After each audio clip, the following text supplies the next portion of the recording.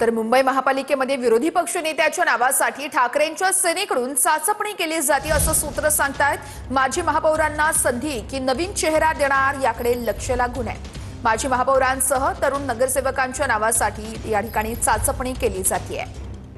या संदर्भात निवृत्ती बाबर आमचे प्रतिनिधी आपल्याला सविस्तर अपडेट्स देत आहेत। तर निवृत्ती, विरोधी पक्षनेत्याच्या नावासाठी आता ठाकरेंच्या सेनेकडून चाचपणी सुरू आहे, काय माहिती मिळते? नक्कीच आपण जर पाहायला गेलं तर ठाकरेंच्या शिवसेनेच्या एकूण 65 जागा निवडून आलेल्या आहेत आणि ठाकरेंच्या शिवसेनेला विरोधी पक्ष नेते मिळणार हे जवळपास निश्चित केलं जाणार आहे। परंतु हा विरोधी पक्षनेता कोण असणार यावरती सध्या चर्चा सुरू आहे। आतापर्यंत ठाकरेंच्या शिवसेनेमध्ये आपण जर पाहिलं तर जवळपास 4 माजी महापौर आहेत। या माजी महापौरांपैकी एकाला संधी मिळणार की नवीन चेहरा दिला जाणार याकडे सर्वांचं लक्ष आहे। या माजी महापौरांमध्ये किशोरी पेडणेकर, विशाखा राऊत, श्रद्धा जाधव आणि मिलिंद वैद्य यांच्या नावाची देखील चर्चा आहे। त्याचसोबतच तरुण चेहऱ्यामध्ये शिवडीचे नगरसेवक सचिन पडवळ यांच्या नावाची देखील चर्चा आहे। त्यासोबतच रमाकांत राठे यांच्या देखील नावाची चर्चा आहे।